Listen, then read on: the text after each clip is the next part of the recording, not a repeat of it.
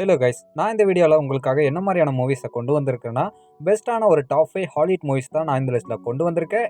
இந்த லிஸ்ட்டில் நான் ஆட் பண்ணிக்கிற மூவிஸ் எல்லாம் ஆக்ஷன், அட்வென்ச்சர், சயின்ஸ் ஃபிக்ஷன் அப்படின்னு சொல்லிட்டு எல்லாமே கலந்த ஒரு மூவிஸ் தான் நான் இந்த லிஸ்ட்டில் கொண்டு வந்திருக்கேன். இந்த மூவிஸ் எல்லாம் நீங்கள் இன்னும் பார்க்காம இருந்தீங்கன்னா கண்டிப்பாக ட்ரை பண்ணி பாருங்கள். பார்த்துட்டு எந்த மூவி உங்களுக்கு பிடிச்சிருக்குன்றத கமெண்ட்டில் சொல்லிட்டு போங்க. இப்போ வாங்க நம்ம இந்த வீடியோவை டேரெக்டாக ஸ்டார்ட் பண்ணிடலாம். நம்ம லிஸ்ட்டில் 5th இருக்கிற மூவி பசிபிக் ரிம். இந்த மூவி 2013 ரிலீஸ் ஆயிருக்கு. இந்த மூவியோட ஸ்டோரி எப்படி இருக்குன்னா, இந்த மூவியில் பூமியில் திடீர்னு ஒரு போர்ட்டல் ஒன்று ஓப்பன் ஆகுது. அந்த போர்ட்டல் வந்து இன்னொரு டைமென்ஷனுக்கு கனெக்ட் ஆகிருக்கு. அந்த டைமென்ஷனில் இருக்கிற கைஜு அப்படின்ற விலங்குகள் வந்து நம்ம பூமியை அட்டாக் பண்ணிட்டு இருக்கும்போது நம்ம மனிதர்கள்கிட்ட இருக்கிற வெப்பன்ஸை வச்சு அந்த கைஜுகளை தடுக்கவே முடியல. இப்படி இருக்கும்போது ஒரு ராட்சத ரோபோக்களை உருவாக்கி அந்த கைஜு விலங்குகளை தடுக்கலாம் அப்படின்னு சொல்லிட்டு ஒரு திட்டம் ஒன்று செயல்படுத்தப்படுது நம்ம கவர்மெண்ட்னால. இப்படி ராட்சத ரோபோக்களை உருவாக்கி அந்த வர்ற கைஜு மிருகங்களை எல்லாமே இவங்க அழிச்சிட்டு இருக்கிறாங்க. இப்படி அழிச்சிட்டு இருக்கும்போது அந்த ராட்சத ரோபோக்களை யார் இயக்குறாங்களோ அவங்க வந்து பார்த்தீங்கன்னா இந்த பூமியில் ஹீரோக்கள் மாதிரி பார்க்கப்படுறாங்க. இப்படி இருக்கும்போது இந்த கைஜுக்களை எல்லாம் எப்படி தடுக்கிறாங்க, அது மட்டும் இல்லாமல் இந்த கைஜுக்களுக்கு ஒரு நிரந்தர முடிவு கட்டினாங்களா இல்லையான்றதை இந்த மூவியோட மிச்ச ஸ்டோரியிலனா கிரியேட் பண்ணியிருப்பாங்க. இந்த மூவி வந்து பார்த்தீங்கன்னா ஒரு சயின்ஸ் ஃபிக்ஷன் அண்ட் ஆக்ஷன் கலந்த ஒரு மூவி கைஸ். கண்டிப்பாக ஒரு மஸ்ட் வாட்சான மூவி. நியூவாக ஹாலிவுட் மூவிஸ் யாராவது பார்த்துட்டு இருந்தீங்கன்னா கண்டிப்பாக இந்த மூவியை மிஸ் பண்ணிடாதீங்க. அண்ட் இந்த மூவி மட்டும் இல்லாமல் இதுக்கு அடுத்து இன்னொரு பாட்டும் ரிலீஸ் ஆயிருக்கு. இந்த மூவியை பார்த்துட்டு உங்களுக்கு பிடிச்சதுன்னா அந்த பாட்டையும் ட்ரை பண்ணி பாருங்கள். ஃபர்ஸ்ட் பார்ட் அளவுக்கு அந்த மூவி இருக்காது, ஒரு அளவுக்கு இருக்கும். ஆனால் ஃபர்ஸ்ட் பார்ட்டுக்கு ஈக்குவலாக கொஞ்சம் எடுத்து வச்சுருப்பாங்க. அண்ட் இந்த மூவிக்கு வந்து பார்த்தீங்கன்னா IMDbலேருந்து 6.3 ரேட்டிங் கொடுத்துருக்காங்க.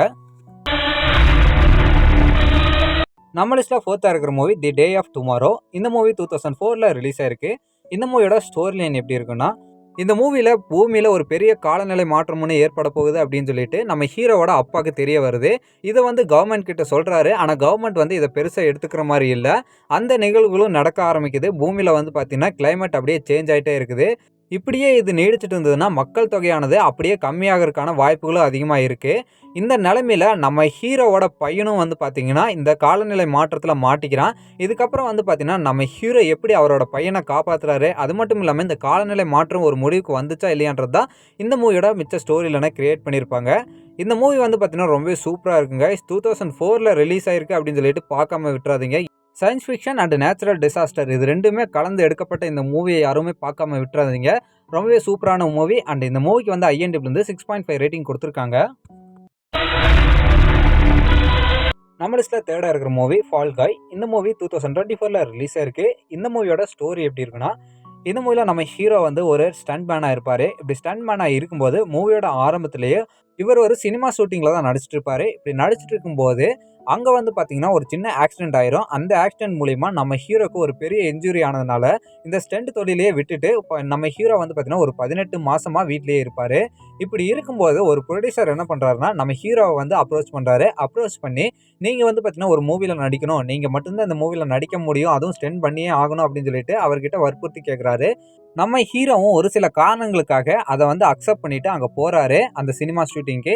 இப்படி அந்த சினிமா ஷூட்டிங்க்கு போனதுக்கப்புறம் இவருக்கு வர்ற பிரச்சனைகள் என்ன, அண்ட் இவர் அந்த சினிமா ஷூட்டிங் போனதுக்கப்புறம் இவருக்கு என்னென்னலாம் உண்மைகள் தெரிய வருது அப்படின்றது தான் இந்த மூவியோட மிச்ச ஸ்டோரியிலனா கிரியேட் பண்ணியிருப்பாங்க. இந்த மூவியை நான் இந்த லிஸ்ட்டில் ஆட் பண்ணதுக்கு ஒரே காரணம் தான் இந்த மூவியில் இருக்கிற ஸ்டென்ட் சீன்ஸ் எல்லாமே சூப்பராக இருக்குங்க. நல்ல ஒரு ஆக்ஷன் மூவி. ஸ்டென்ட் சீன்ஸ் எல்லாம் பார்க்குறதுக்கு அப்படியே ரியலிஸ்டிக்காக எடுத்து வச்சுருப்பாங்க. அண்ட் இந்த மூவி யாராவது பார்க்காம இருந்தீங்கன்னா கண்டிப்பாக ட்ரை பண்ணி பாருங்கள். தமிழ் டப்பில் அவைலபிளாக தான் இருக்குது. இந்த மூவிக்கு IMDbலேருந்து 6.8 ரேட்டிங் கொடுத்துருக்காங்க. நம்ம லிஸ்ட்டில் செகண்டான மூவி பார்க்க போகிறோன்னா fantastic beast where to find them.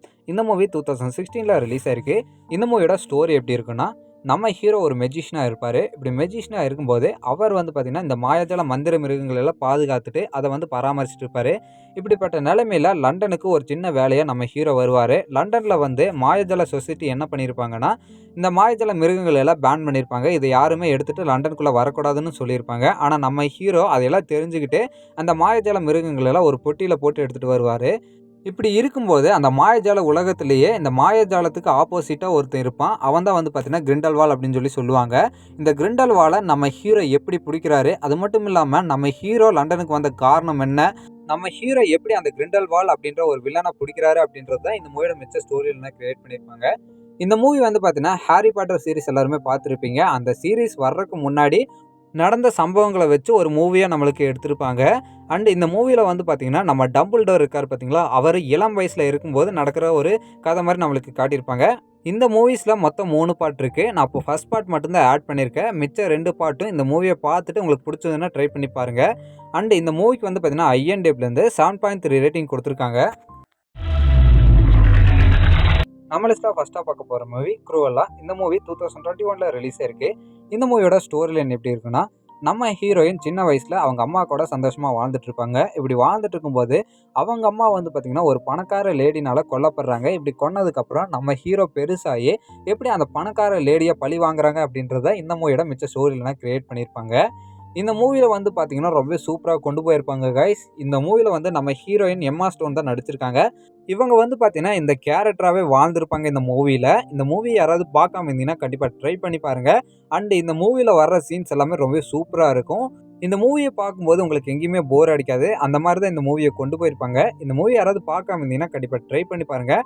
And இந்த மூவிக்கு IMDbலேருந்து 7.8 ரேட்டிங் கொடுத்துருக்காங்க.